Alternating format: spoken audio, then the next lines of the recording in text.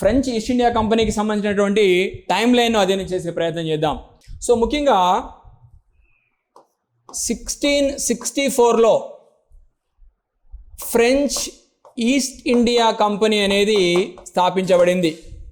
French East India company was established in the year 1664. 1669లో కనుక మనం చూసినట్లయితే మచిలీపట్నం లేదా మసూలిపట్నం అంటాము. సో ఇది మన ఆంధ్రదేశంలో ఉంది.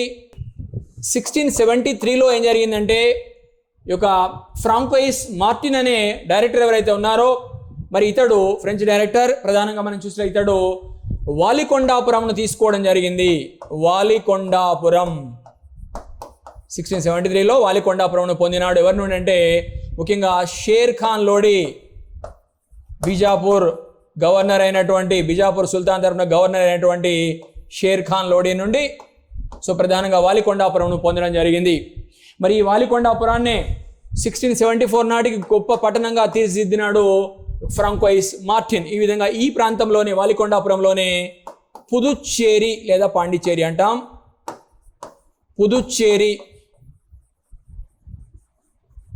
పుదుచ్చేరి అనే పట్టణాన్ని నిర్మించడం జరిగింది. So the founder of the Puducherry was François Martin. So Puducherry పట్టణ నిర్మాత ఫ్రాంకోయిస్ మార్టిన్. రిస్విక్ సంధి జరిగింది 1697లో. ఎందుకు జరిగిందంటే Ryswick treaty was signed in the year 1697 between French and grand alliance అంటే ఒక కూటమికి మరియు ఫ్రెంచ్కు మధ్య ఈ సంధి జరిగింది. ముఖ్యంగా అంతకుముందు 9 సంవత్సరాల నుండి అంటే 1688 నుండి ఇప్పుడు ఎక్కడున్నాం మనం 1697లో ఉన్నాం. అంటే 9 సంవత్సరాల యుద్ధం జరిగింది. రిస్విక్ సంధి ప్రకారము తిరిగి తమ ఆధీనంలో ఉన్నటువంటి ఈ యొక్క పుదుచ్చేరిని డచ్ వారు తిరిగి ఫ్రెంచ్ వారికి ఇవ్వడం జరిగింది. ఫ్రెంచ్ వారి వశం చేయడం జరిగింది. అభ్యర్థులు గుర్తుపెట్టుకోవాలి, గమనించాలి. పర్పెక్చువల్ కంపెనీ ఆఫ్ ఇండీస్ అనే పేరుతో ఫ్రెంచ్ తూర్పు ఇండియా వర్తక సంఘం పునర్వ్యవస్థీకరణ జరిగింది 1720 ప్రాంతంలో. ఆ తర్వాత కనుక మనం చూసినట్లయితే 1742లో జోసెఫ్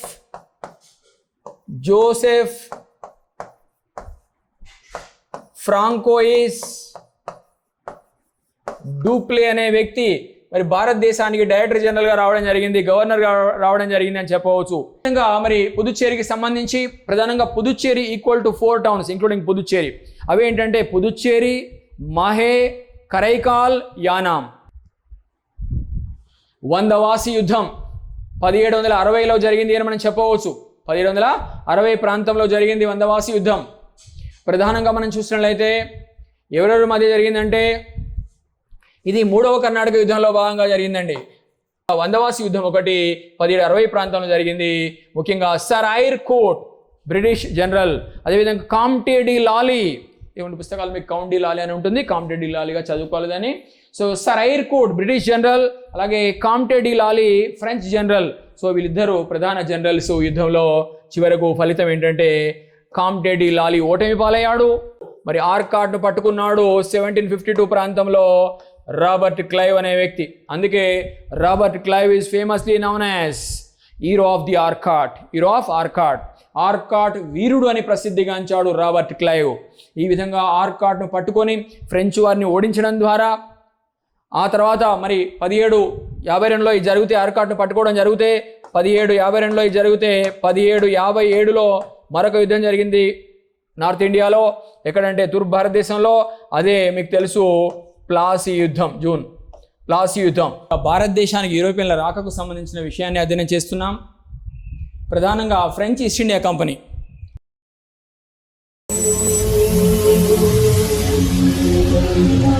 భారతదేశానికి యూరోపియన్ల రాకకు సంబంధించిన విషయాన్ని అధ్యయనం చేస్తున్నాం. ప్రధానంగా ఫ్రెంచ్ ఈస్ట్ ఇండియా కంపెనీ భారతదేశంలోకి ఫ్రెంచ్ ఈస్ట్ ఇండియా కంపెనీ ఎప్పుడు వచ్చింది, మరి ఎక్కడెక్కడ వర్తక స్థావరాలని ఎస్టాబ్లిష్ చేసిందో, స్థాపించిందో తెలుసుకునే ప్రయత్నం చేద్దాం. సో ప్రధానంగా మనం చూసినట్లయితే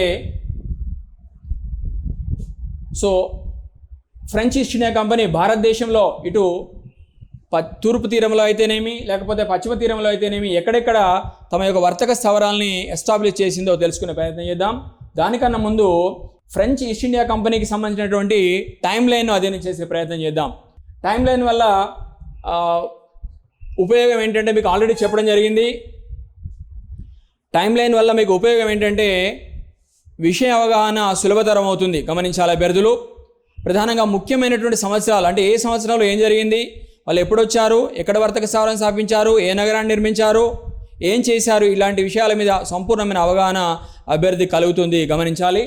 సో ప్రధానంగా కొన్ని ముఖ్యమైన సంవత్సరాలు ఏంటి, దానికి సంబంధించినటువంటి విషయం ఏంటో తెలుసుకునే ప్రయత్నం చేద్దాం.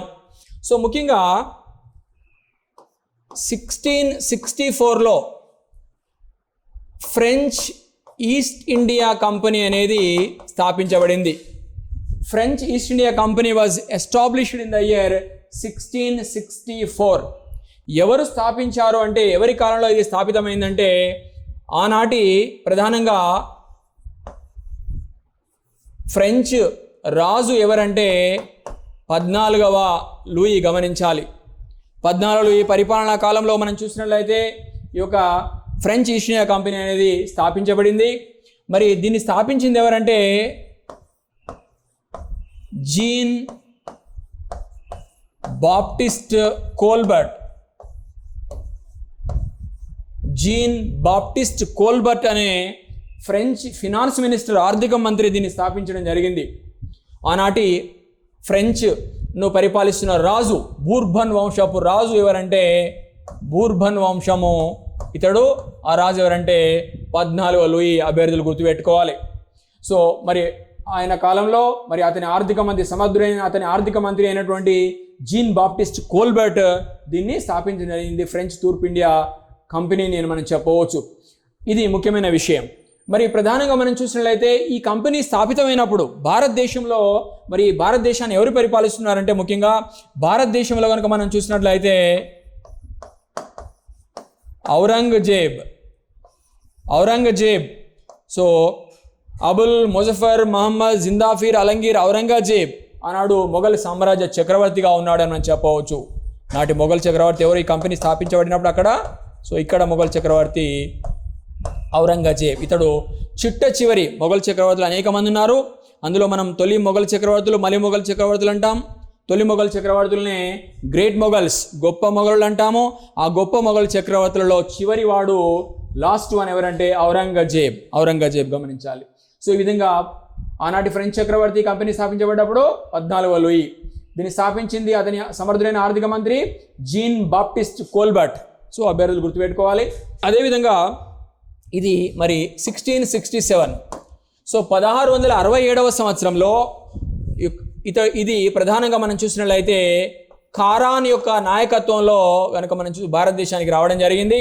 మరి ఈ విధంగా మనం చూసినట్లయితే వీరు సూరత్లో తమ తొలి స్థావరాన్ని, పశ్చిమ ఇండియాలోని సూరత్లో తమ తొలి స్థావరాన్ని స్థాపించడం జరిగింది అని చెప్పవచ్చు. ఆనాటి మొఘల్ చక్రవర్తి ఔరంగజేబ్. అదేవిధంగా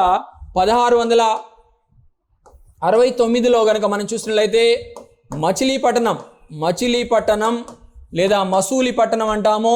సో ఇది మన ఆంధ్రదేశంలో ఉంది. మసూలిపట్నం లేదా మచిలీపట్నం అంటాము. ఇది ఆంధ్రప్రదేశం ఏపీలో ఉంది. ప్రధానంగా ఇది ఫ్రెంచ్ వారి రెండవ వర్తక స్థావరం. ఓకే, ఇది మొదటి వర్తక స్థావరం ఇక్కడ సూరత్లో. రెండవది మచిలీపట్నంలో ఆంధ్రప్రదేశ్లో. ముఖ్యమైన సంవత్సరాలు అభ్యర్థులు గుర్తుపెట్టుకోవాలి. అదేవిధంగా మనం చూసినట్లయితే మరొక ఇంపార్టెంట్ ఇయర్ను అధ్యయనం చేసే ప్రయత్నం చేద్దాము. 1672లో ఏం జరిగిందంటే ఫ్రాన్సిస్ కారాన్ స్థానంలో ఫ్రాంకోయిస్ మార్టిన్ రావడం జరిగింది డైరెక్టర్గా. ఓకే, ఫ్రాన్సిస్ కారాన్ యొక్క స్థానంలో ఆ ప్లేస్లో ఫ్రాంకోయిస్ మార్టిన్ రావడం జరిగింది 1672లో. మరి 1673లో ఏం జరిగిందంటే ఈ యొక్క ఫ్రాంకోయిస్ మార్టిన్ అనే డైరెక్టర్ ఎవరైతే ఉన్నారో మరి ఇతడు ఫ్రెంచ్ డైరెక్టర్. ప్రధానంగా మనం చూసిన ఇతడు వాలికొండాపురంను తీసుకోవడం జరిగింది. వాలికొండాపురం 1673లో వాలికొండాపురంను పొందినాడు. ఎవరి నుండి అంటే ముఖ్యంగా షేర్ ఖాన్ లోడి, బీజాపూర్ గవర్నర్ అయినటువంటి, బీజాపూర్ సుల్తాన్ తరఫున గవర్నర్ అయినటువంటి షేర్ ఖాన్ లోడి నుండి సో ప్రధానంగా వాలికొండాపురంను పొందడం జరిగింది.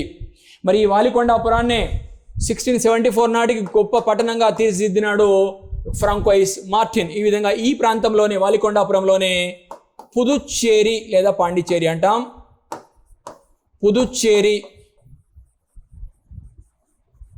పుదుచ్చేరి అనే పట్టణాన్ని నిర్మించడం జరిగింది. So the founder of the Puducherry was François Martin. So Puducherry పట్టణ నిర్మాత ఫ్రాంకోయిస్ మార్టిన్. పుదుచ్చేరి పట్టణ నిర్మాత ఫ్రాంకోయిస్ మార్టిన్ అభ్యర్థులు గమనించాలి. సో ముఖ్యమైన విషయము, ఎందుకంటే పుదుచ్చేరి తదనంతర కాలంలో కనుక మనం చూసినట్లయితే భారతదేశంలోని ఫ్రెంచ్ వర్తకానికి హెడ్ క్వార్టర్గా, ప్రధాన కేంద్రంగా, ఒక రాజధానిగా, ప్రధాన కేంద్రంగా, ప్రధాన వర్తక స్థావరంగా కొనసాగిన వైనాన్ని అభ్యర్థులు గమనించాలి, గుర్తుపెట్టుకోవాలి. సో ఇవి ముఖ్యమైన అంశాలు. సో ఈ విధంగా 1672లో మన ఫ్రాంకోయిస్ మార్టిన్ రావడం జరిగిందని చెప్పుకున్నాము. ఈ విధంగా మరి ప్రధానంగా మనం చూసినట్లయితే ఎప్పటి నుండి ఎప్పటి వరకు ప్రధానంగా మనం చూసినట్లయితే యొక్క ఫ్రాంకోయిస్ మార్టిన్ 1672 నుండి 1693 వరకు ఉన్నాడు గవర్నర్గా. అదేవిధంగా 1697 నుండి 1706 వరకు ఉన్నాడు. సో 1706లో ఈ యొక్క మార్టిన్ మరణించడం జరిగింది. మార్టిన్ మరణము.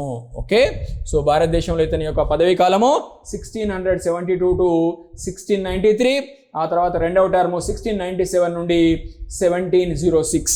ఈ 1706లోనే 1706వ సంవత్సరంలోనే ఫ్రాంకోయిస్ మార్టిన్ మరణించడం జరిగింది. సో అతడే మనం ఏమంటే చెప్తున్నాము, పుదుచ్చేరి పట్టణ నిర్మాత అంటున్నాము. పుదుచ్చేరి అనే పదానికి అర్థం ఏంటంటే న్యూ విలేజ్ అని అర్థము. న్యూ విలేజ్ లేదా న్యూ సెటిల్మెంట్ అనే అర్థము. విలేజ్ కాదు ఇక్కడ, దీన్ని పట్టణంగా తీర్చిదిద్దాడు. ఈ తేడాను అభ్యర్థులు గమనించాలి. సో ఈ ముఖ్యమైన అంశాలు. అదేవిధంగా మనం చూసినట్లయితే మరి 1673లోనే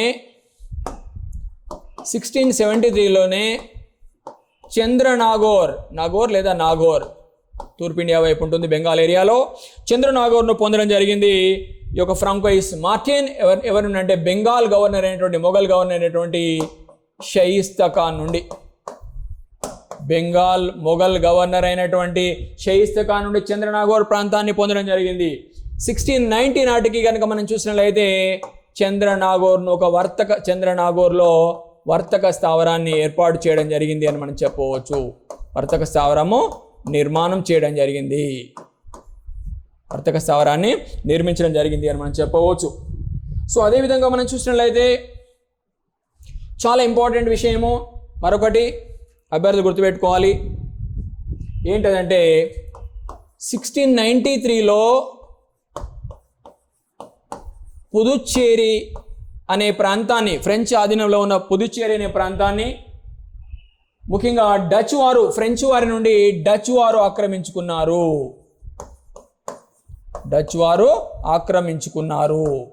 ఎవరి నుండి? ఫ్రెంచ్ వారి నుండి. 1693 సంవత్సరంలో పుదుచ్చేరిని డచ్ వారు ఆక్రమించుకోవడం జరిగింది ఫ్రెంచ్ వారి నుండి. ఓకే, గుర్తుపెట్టుకోవాలి. సో అంతకుముందు ఆల్రెడీ 1673లో వాలికొండాపురం అనే ప్రాంతాన్ని బీజాపూర్ సుల్తాన్ తరఫున గవర్నర్గా ఉన్నటువంటి షేర్ ఖాన్ లోడి నుండి మరి ఫ్రాంకోయిస్ మార్టిన్ దీన్ని పొందడం జరిగిందని చెప్పుకున్నాం. 1674 నాటికి పుదుచ్చేరి పట్టణాన్ని నిర్మించాడు. ఈ విధంగా పుదుచ్చేరి పట్టణ నిర్మాతగా ప్రసిద్ధిగాంచాడు ఫ్రాంకోయిస్ మార్టిన్ అని ఇంతకుముందే చెప్పడం జరిగింది, గుర్తుపెట్టుకోవాలి. కాబట్టి జస్ట్ ఒక 20 yearsలోనే మళ్ళీ పుదుచ్చేరిని కోల్పోవాల్సి వచ్చింది ఫ్రెంచ్ వారు. ఎవరికి? డచ్ వారికి. ఈ విధంగా ఫ్రెంచ్ వారి నుండి పుదుచ్చేరి పట్టణాన్ని ఆక్రమించుకున్నారు డచ్ వారు, గుర్తుపెట్టుకోండి. అయితే మళ్ళీ తిరిగి పుదుచ్చేరిని డచ్ వారు ఫ్రెంచ్ వారికి తిరిగి ఇవ్వడం జరిగింది. ఏ సంవత్సరంలో అంటే 1697లోనే. ఓకే, 1694 years తర్వాత.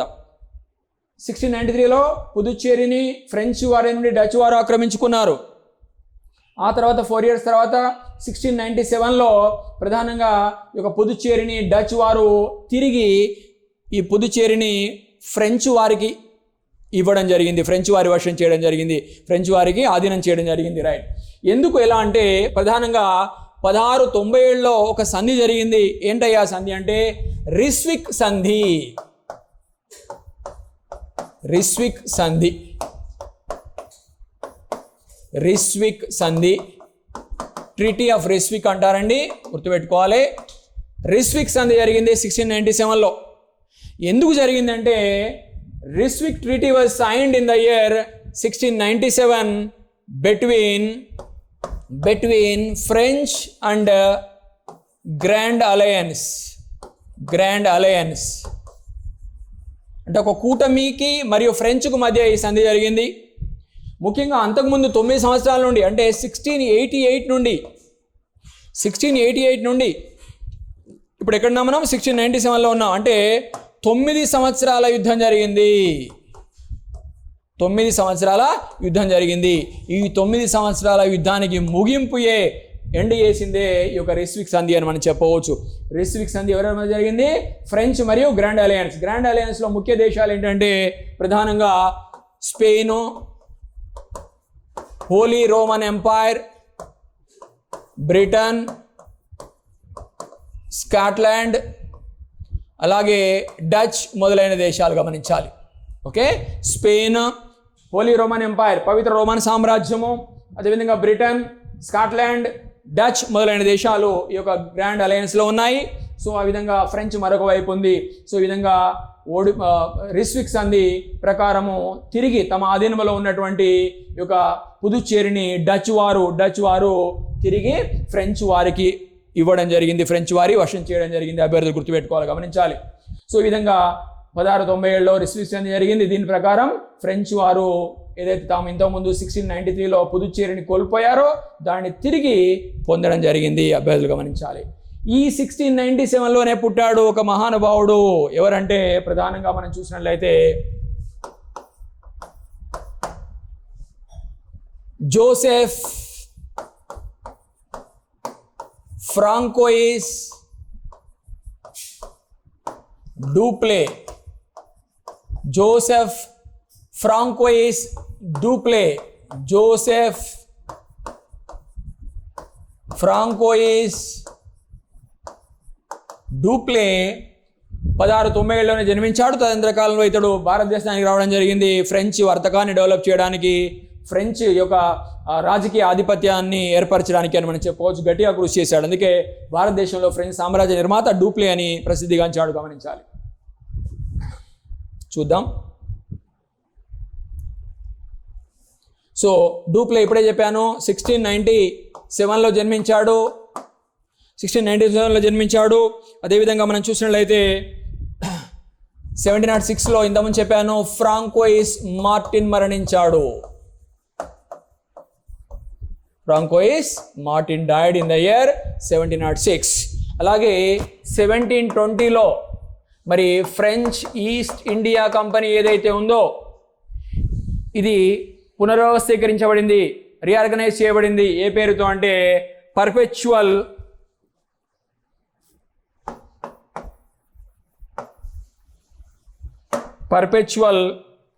కంపెనీ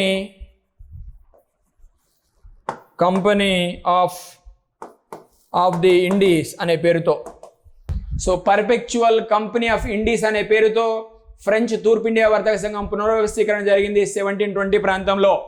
ఆ తర్వాత కనుక మనం చూసినట్లయితే 1742లో జోసెఫ్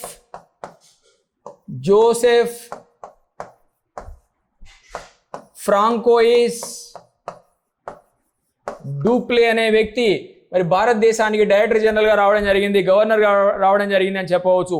ఇతడు శతవిధాలా ప్రయత్నం చేశాడు, త్రికరణ శుద్ధిగా ప్రయత్నం చేశాడు భారతదేశంలో ఫ్రెంచ్ సామ్రాజ్యాన్ని నిర్మించడానికి అని మనం చెప్పవచ్చు.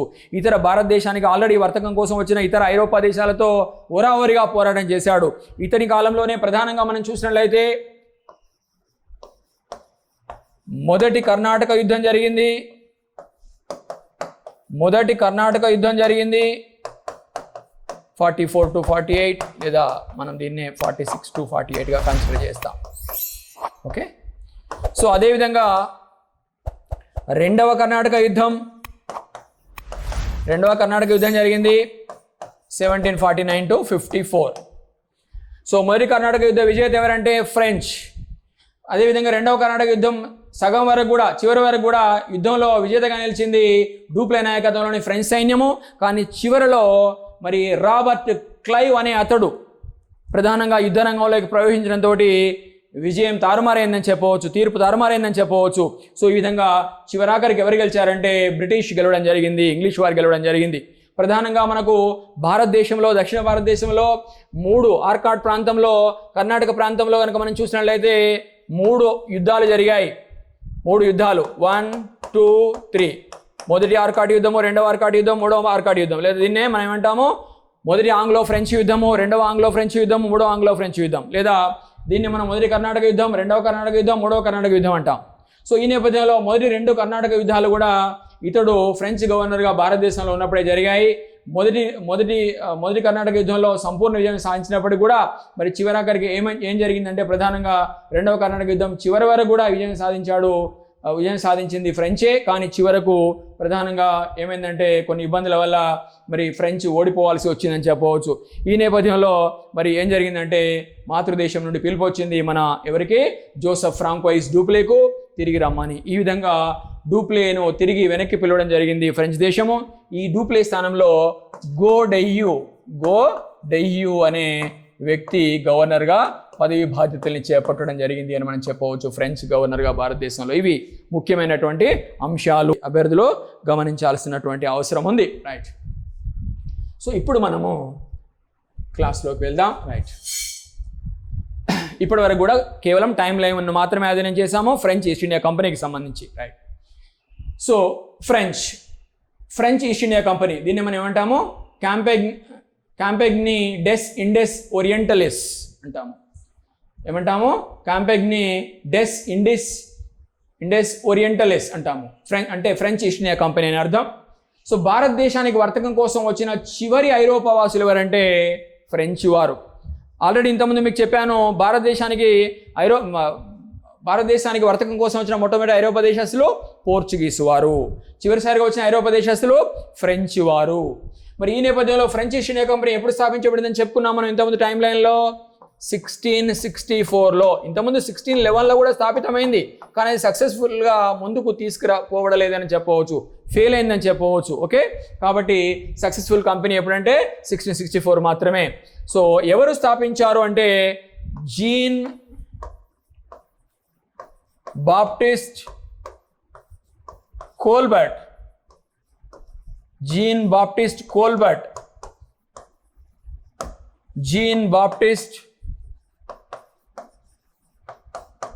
బాప్టిస్ట్ కోల్బర్ట్ స్థాపించాడు. ఆనాటి సమర్థుడైన ఫ్రెంచ్ దేశపు ఆర్థిక మంత్రి, ఫినాన్స్ మినిస్టర్. మరి ఆనాటి ఫ్రెంచ్ రాజు ఎవరంటే 14వ లూయిస్ ద 14th. ఇతడు బూర్బన్ వంశపు రాజు. బూర్బన్ అనే ఒక నిరంకుశ రాచరిక వంశము చాలా కాలం పాటు ఫ్రాన్స్ను పరిపాలించింది. మరి బూర్బన్ నిరంకుశత్వానికి వ్యతిరేకంగానే ఆనాడు ఫ్రెంచ్ ప్రజలు ఉద్యమం చేశారు. ఫ్రెంచ్ రెవల్యూషన్ లేవదీయడం జరిగింది, ఫ్రెంచ్ విప్లవాన్ని ఆ విధంగా చేపట్టడం జరిగింది. ఈ నేపథ్యంలో ఫ్రెంచ్ విప్లవ నినాదాలు ఏంటంటే స్వేచ్ఛ, సమానత్వం, సౌభ్రాతృత్వము. స్వేచ్ఛ, సమానత్వము, సౌభ్రాతృత్వము. సో లిబర్టీ, గుర్తుపెట్టుకోండి ఈ పదాలని, Liberty, equality and fraternity. Okay, స్వేచ్ఛ, లిబర్టీ, సమానత్వం, ఈక్వాలిటీ, సౌభ్రాతృత్వం, ఫ్రాటర్నిటీ. సో ఈ విధంగా ఈ విప్లవ నినాదాలతో ఆనాడు ఫ్రెంచ్ విప్లవం కొనసాగింది. చివరికి 16వ లీ పరిపాలిస్తున్న సమయంలో విప్లవం ఆ విధంగా విజయవంతమైంది అని చెప్పవచ్చు. 1789 నాటికి, 1789 జూలై 14. మీకు తెలుసు జూలై 14 ఏమంటారంటే ఫ్రెంచ్ రెవల్యూషనరీ డే అంటారు.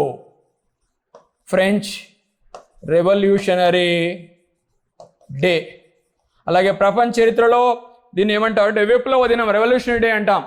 ఓకే, ఫ్రెంచ్ విప్లవ చరిత్రలో నేషనల్ డేగా పరిగణిస్తాము, జాతీయ దినంగా పరిగణిస్తాము, రెవల్యూషనరీ డేగా విప్లవ దినంగా పరిగణిస్తాము. అదేంటి జూలై 14. ఎప్పుడు విజయవంతమైంది, ఎప్పుడు స్టార్ట్ అయింది ఫ్రెంచ్ విప్లవం? 1789 జూలై 14 గమనించాలి. ఫ్రెంచ్ విప్లవం ప్రారంభమైందనే గుర్తు ఏంటంటే ఆనాడు ఫ్రెంచ్ బూర్బన్ వంశపు రాజుల నిరంకుశత్వానికి చిహ్నంగా నిలిచి ఉన్నటువంటి బాస్టిల్ కోట పతనం చేయడం, బాస్టిల్ జైలు గోడల్ని ప్రజలు బద్దలు కొట్టడం జరిగింది, విప్లవకారులు బద్దలు కొట్టడం జరిగింది. ఎప్పుడు? జూలై 14, 1789. సో ఈ విధంగా ఆనాడు 16వ లూయి పరిపాలనా కాలంలో ఫ్రెంచ్ విప్లవం ఈ విధంగా జరిగిందని చెప్పవచ్చు. బూర్బన్ వంశ నిరంకుశత్వానికి చరమగీతం పాడడానికి ఫ్రెంచ్ ప్రజలు మరి విప్లవాన్ని లేవదీయడం జరిగిందని చెప్పుకోవచ్చు. సో ఈ నేపథ్యంలో మనం చూసినట్లయితే 14వ లూయి పరిపాలనా కాలంలో సో ఈ విధంగా ఆనాడు ఈ యొక్క ఫ్రెంచ్ ఈస్ట్ ఇండియా కంపెనీ స్థాపితమైంది. అలాగే ఆనాటి మొఘల్ చక్రవర్తి ఎవరంటే ఇంతకుముందు టైం లైన్లో చెప్పాను మీకు, ఔరంగజేబ్. ఓకే, ఔరంగజేబ్ ఆనాటి మొఘల్ చక్రవర్తి. ఓకే, సో ఎప్పుడు స్థాపించబడింది ఫ్రెంచ్ ఈస్ట్ ఇండియా కంపెనీ? 1664లో. ఆనాటి మరి ఎవరు స్థాపించారంటే జీన్ బాప్టిస్ట్ కోల్బర్ట్, సమర్థుడైన ఫ్రెంచ్ ఆర్థిక మంత్రి. అదేవిధంగా నాటి ఫ్రెంచ్ రాజు ఎవరంటే 14వ లూయి, బూర్బన్ వంశపు రాజు. నాటి మొఘల్ చక్రవర్తి ఎవరంటే ఔరంగజేబ్. గమనించాలి, ఆనాడు ఒక నానుడు ఉండే కోల్బర్ట్, అంటే ఆనాడు 14వ లూయి చేసిన నిరంతర యుద్ధాల వల్ల ఫ్రెంచ్ ఆర్థిక వ్యవస్థ దివాలా తీసింది అని మనం చెప్పవచ్చు, భ్రష్టు పట్టింది అని మనం చెప్పవచ్చు. ఒక నానుడు ఉంది ఫ్రెంచ్లో ఏంటంటే without Colbert there is no Louis 14th. Without Colbert the 14th Louis whom we know would have been impossible. అంటే కోల్బర్ట్ లేకుండా లూయి లేడు.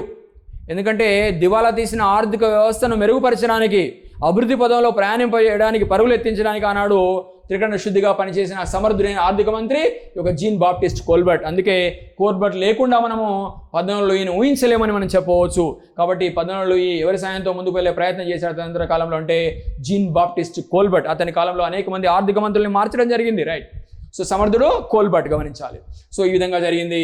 రైట్, మరి తర్వాత నెక్స్ట్ ప్రధానంగా ఇంతకుముందు చెప్పినట్టు మీకు టైం లైన్లో సూరత్, ఫ్రాంకోయిస్ కారాన్ నాయకత్వంలో మరి ఇది భారతదేశానికి రావడం జరిగిందని చెప్పుకున్నాము. సో ఈ నేపథ్యంలో 1667లో రావడం జరిగింది. సో 67-68 ప్రాంతంలో సూరత్లో వీరు తమ యొక్క మొట్టమొదటి స్థావరాన్ని స్థాపించడం జరిగింది. ఓకే, భారతదేశంలో ఫ్రెంచ్ వారి మొట్టమొదటి వర్తక స్థావరం సూరత్. ఎవరి నాయకత్వంలో వచ్చింది? ఫ్రాంకోయిస్ కారాన్ నాయకత్వంలో వచ్చింది అని చెప్పవచ్చు. ఆనాటి మొఘల్ చక్రవర్తి అనుమతి ఇచ్చింది ఎవరు? ఔరంగజేబ్. అబుల్ ముజఫర్ మహమ్మద్ జిందాఫీర్ అలంగీర్ ఔరంగజేబ్ ఆనాటి మొఘల్ చక్రవర్తి, చివరి గొప్ప మొఘల్ చక్రవర్తి అని చెప్పుకున్నాం. సో ఈ విధంగా మనం చూసినట్లయితే మరి ఫ్రాంకోయిస్ కారానికి సంబంధించి ఏంటంటే ఇతడే ఫ్రెంచ్ ఈస్ట్ ఇండియా కంపెనీ మొదటి డైరెక్టర్గా భారతదేశంలో ఫ్రెంచ్ ఈస్ట్ ఇండియా కంపెనీకి సంబంధించి ఫస్ట్ డైరెక్టర్గా అపాయింట్ అయినాడు. ఎవరు? మన ఫ్రాంకోయిస్ కారా అని మనం చెప్పవచ్చు. ఈ విధంగా భారతదేశంలో ఫ్రెంచ్ అధికార స్థాపనకు మూల పురుషుడు ఫ్రాంకోయిస్ మార్టిన్ అని చెప్పవచ్చు. ఇతడు 31 డిసెంబర్ 1706లో 31 డిసెంబర్ 1706 సంవత్సరంలో మరణించడం జరిగింది. ఫ్రెంచ్ వారి స్థావరాలు ఏంటి అంటే రెండవ స్థావరం భారతదేశంలో మచిలీపట్నం లేదా మసూలిపట్నం.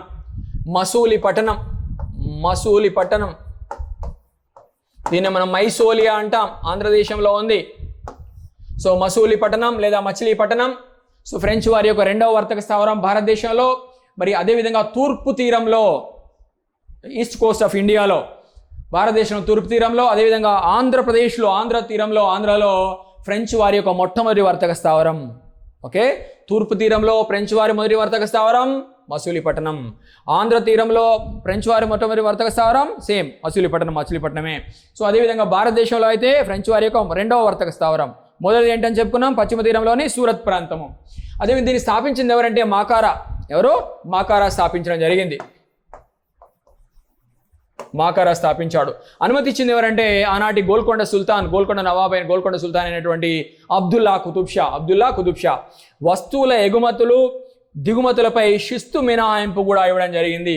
ఇది వర్తక స్థావరం స్థాపించుకోమని అనుమతి ఇవ్వడమే కాకుండా వస్తువుల ఎగుమతి దిగుమతులపైన శిస్తును, ఆ విధంగా మినహాయింపును ఇవ్వడం జరిగింది అని మనం చెప్పవచ్చు. ఎవరు అంటే మన అబ్దుల్లా కుతుబ్ షా.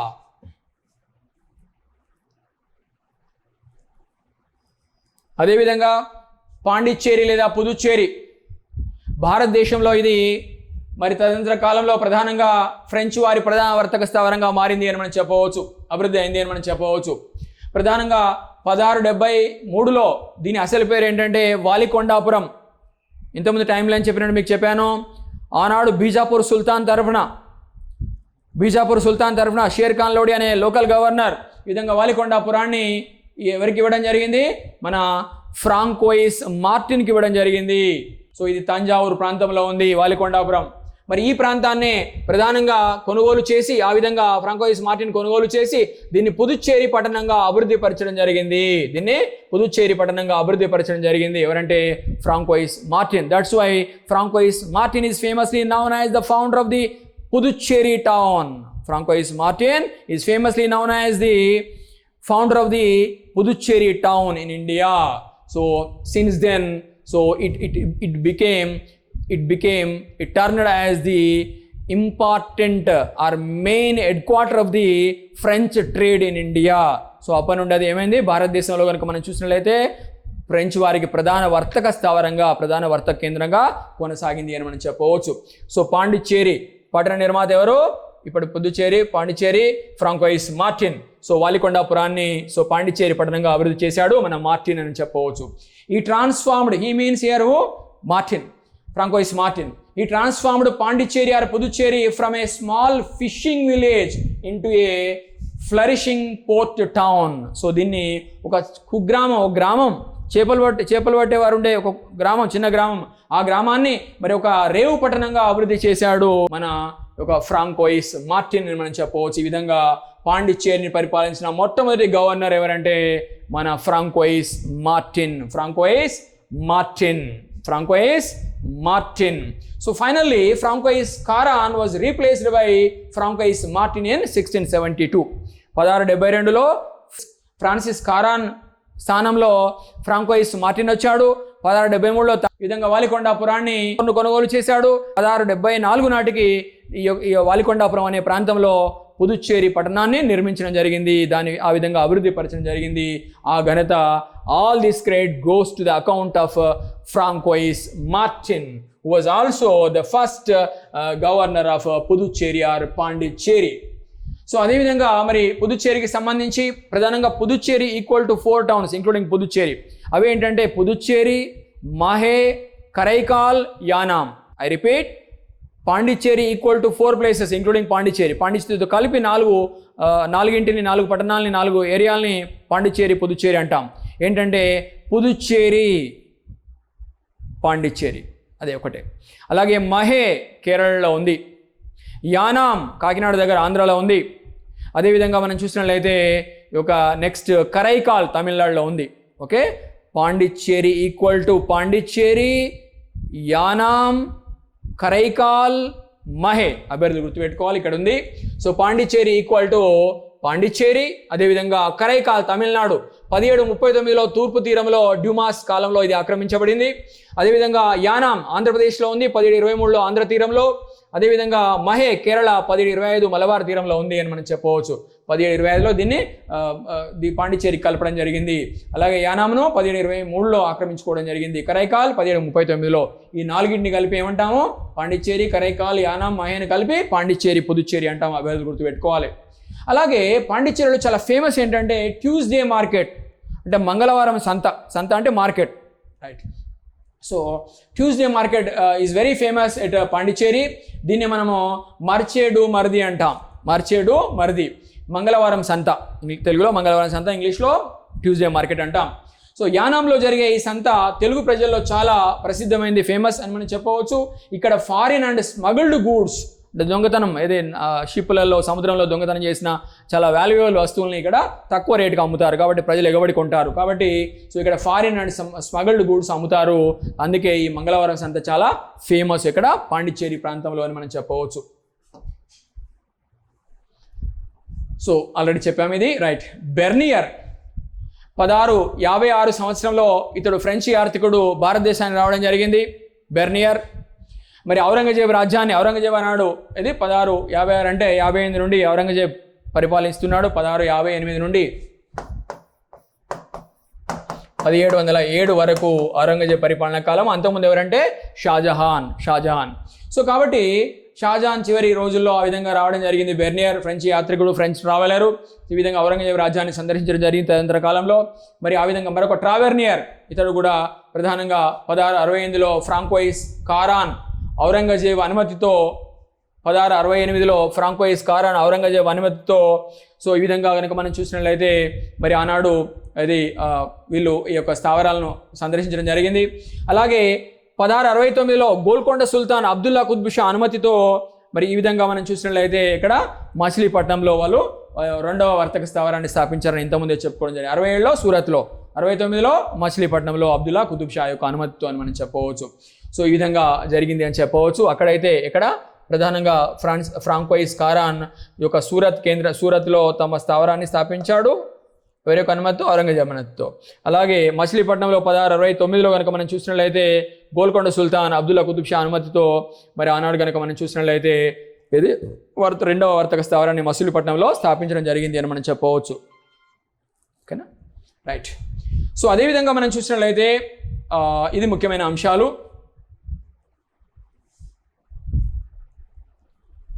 సో చంద్రనాగోర్ 1673-74 ప్రాంతంలో దీన్ని కొనుగోలు చేయడం జరిగింది, రైట్, తీసుకోవడం జరిగింది.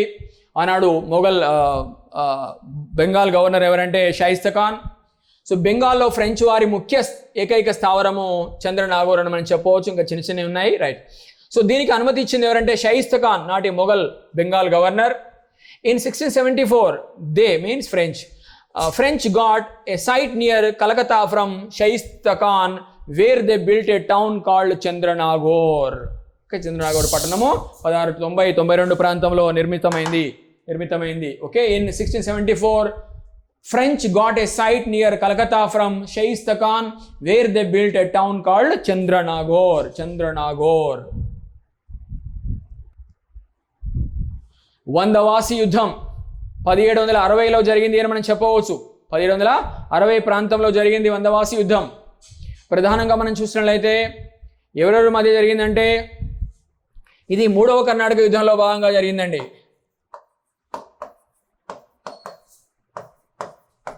3వ కర్ణాటక యుద్ధం ఎప్పుడు? 1756-63, రైట్. సో అక్కడ యూరోప్లో ప్రధానంగా 7 ఇయర్స్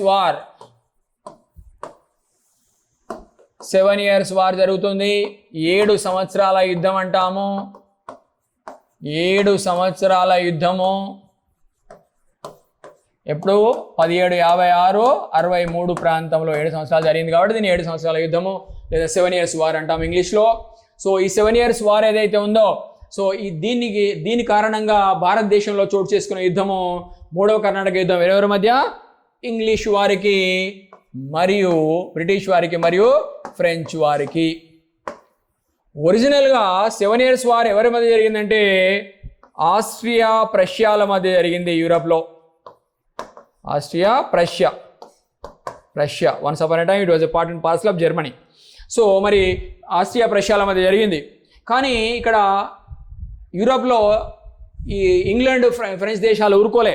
సో చెరొక వైపు సహకరించడం జరిగింది అని చెప్పవచ్చు. ఈ విధంగా మనం చూసినట్లయితే మరి బ్రిటిషు ప్రష్యాకు సహకరించింది, అదేవిధంగా ఫ్రాన్సు ఆస్ట్రియాకు సహకరించింది అని మనం చెప్పవచ్చు.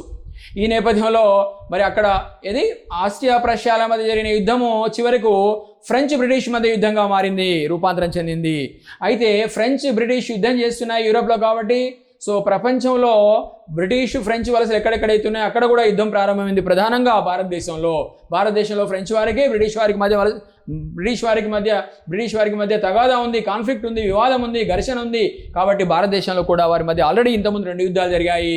ఇది కర్ణాటక ప్రాంతంలో, ఆర్కాడ్ ప్రాంతంలో. కాబట్టి ఇది 3వ కర్ణాటక యుద్ధానికి దారితీసింది. అంటే ఐరోపాలో చీమ చిటుక్కుమన్నా, ముఖ్యంగా బ్రిటిష్ ఫ్రెంచ్ దేశాల మధ్య ఏదైనా చిన్న గొడవ అయినా చీమ చిటుక్కుమన్నా దాని యొక్క ప్రభావం భారతదేశంలో కూడా పడింది అనడానికి ముఖ్య ఉదాహరణగా మనం 7 సంవత్సరాల యుద్ధాన్ని వార్ ఆఫ్ 7 ఇయర్స్ను పేర్కొనవచ్చు. 7 సంవత్సరాల యుద్ధాన్ని పేర్కొనవచ్చు, గమనించాలి. సో భారతదేశంలో 3వ కర్ణాటక యుద్ధం ఎవరి మధ్య జరిగింది? బ్రిటిష్ వారికి ఫ్రెంచ్ వారికి మధ్య. మరి యుద్ధం జరగడానికి ప్రధాన కారణం ఏంటి, ప్రభావం ఏంటి అంటే ఐరోపాలో జరిగిన ఒక సంఘటన. ఏంటది 7 సంవత్సరాల యుద్ధము, వార్ ఆఫ్ 7 years గమనించాలి అభ్యర్థులు. సో ఈ విధంగా మరి భారతదేశంలో 3వ కర్ణాటక యుద్ధం జరిగింది. ఈ కర్ణాటక యుద్ధంలో భాగంగా అనేక యుద్ధాలు జరిగాయి. అందులో ప్రధానంగా వందవాసి యుద్ధం ఒకటి 1760 ప్రాంతంలో జరిగింది.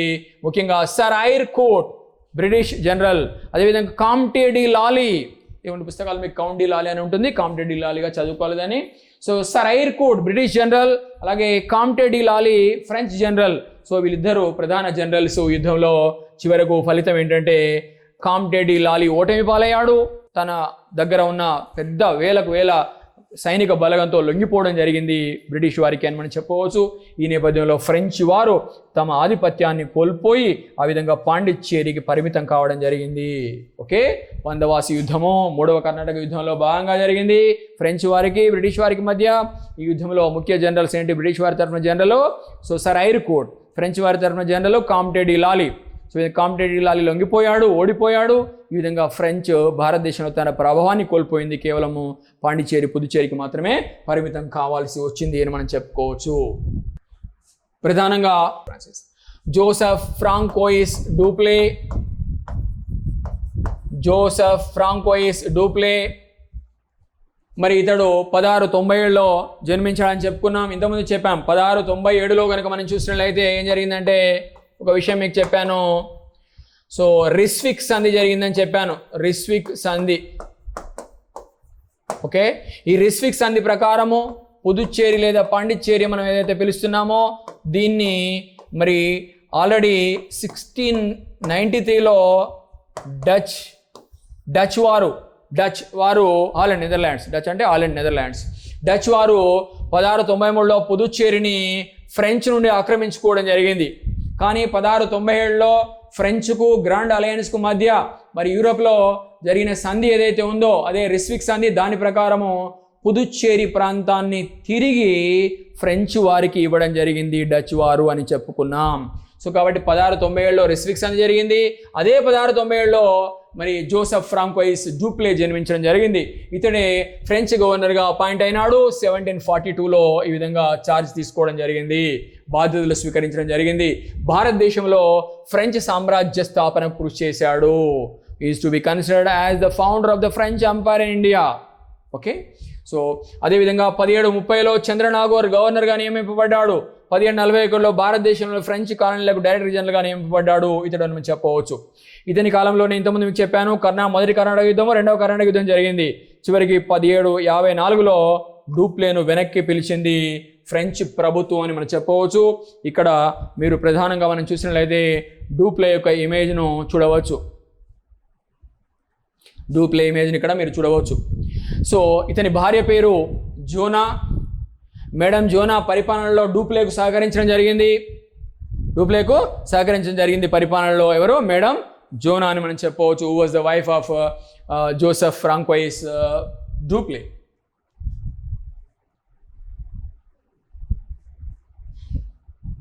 ఆల్రెడీ చెప్పాను కదా. సో డచ్ ఫ్రెంచ్ శత్రుత్వం, డచ్ ఫ్రెంచ్ రైవలరీ. డచ్ పుదుచ్చేరిని ఆక్రమించింది 1693లో, ఇంతకుముందే చెప్పాను. Dutch captured Puducherry in 1693 from French. చివరకు 1697 సెప్టెంబర్లో రిస్విక్ సంధి జరిగింది. Treaty of Ryswick. దీని ప్రకారం పుదుచ్చేరిని తిరిగి ఫ్రెంచ్ వారికి ఇచ్చారు డచ్ వారు. భారతదేశంలో ముఖ్యమైన గవర్నర్లు, ఫ్రెంచ్ గవర్నర్లు ఎవరంటే డైరెక్టర్ గవర్నర్లు Francis Caron, François Martin, Lenoir, Dumas, అలాగే François Dupleix, Joseph François Dupleix. So ఇక్కడ మీరు చూడవచ్చు Robert Clive, Joseph François Dupleix. Robert Clive ఆనాడు మరి మొదటి కర్ణాటక